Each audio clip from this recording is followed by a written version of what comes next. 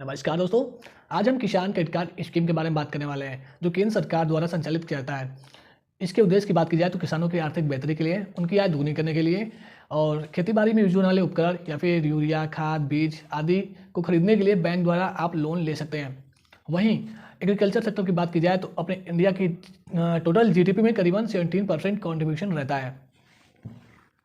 अभी तक आपको सरकार द्वारा जितने लोन प्रोवाइड किए जाते हैं, जैसे होम लोन, कार लोन या फिर कोई और लोन, उन सब में से ये सबसे बेस्ट लोन है। बेस्ट लोन इसलिए है क्योंकि इसकी जो इंटरेस्ट रेट है वो मात्र 4% है।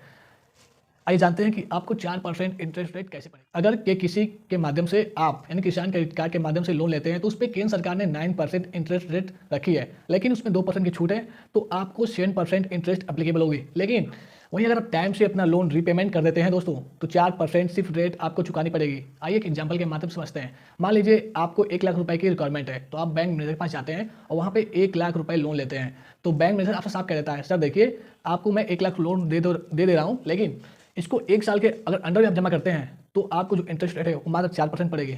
लेकिन अगर 1 साल के अंडर आप उसके बाद जमा करते हैं तो जो लोन की इंटरेस्ट रेट है वो 7% अप्लीकेबल होगी। मान लीजिए आपने 1 लाख रुपए लोन ले लिए, आज 15 दिसंबर 2023 है ना, आई थिंक, हाँ 15 दिसंबर 2023 है।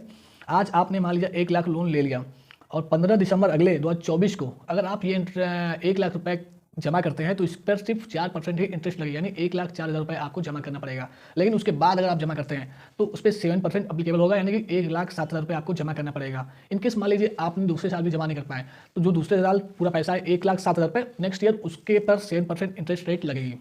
अगर इस लोन को लेने के लिए डॉक्यूमेंट्स की बात की जाए तो आपके पास खतौनी, खसरा, एक एनईसी सर्टिफिकेट होना चाहिए। एनईसी सर्टिफिकेट के बारे में जान लेते हैं। नील इनकम्बेंस सर्टिफिकेट होता है इसका नाम, जो किसी भी वकील के माध्यम से बनाया जाता है। ये प्रोवाइड करता है कि आपकी जो संपत्ति है, यानी कि जो आप खेत बैंक को दिखाएंगे, उस पर किसी भी दूसरे व्यक्ति का स्वामित्व नहीं है और ना ही किसी बैंक पर लोन है। वहीं पे आपको एड्रेस के तौर पे आधार कार्ड, पैन कार्ड और खसरा खतौनी बता दिया मैंने आपको, और फोटो वगैरह 2 चाहिए। बैंक द्वारा जो आपको क्रेडिट कार्ड प्रोवाइड किया जाता है उसकी जो वैलिडिटी होती है उस 5 साल तक की होती है। सबसे खास बात यह है कि आप जब लोन चुका देते हैं तो उसके अगले दिन आप उस सारा पैसा फिर से, यानी कि 1 लाख रुपये फिर से उतार सकते हैं और इन्वेस्ट कर सकते हैं और फिर अगले साल फिर आप चुका सकते हैं। इस तरह आप कंटिन्यू रख सकते हैं। अगर क्रेडिट आपका अच्छा बैंक में तो आपको जो लोन की ड्यूरेशन है वो बढ़ा दी जाएगी।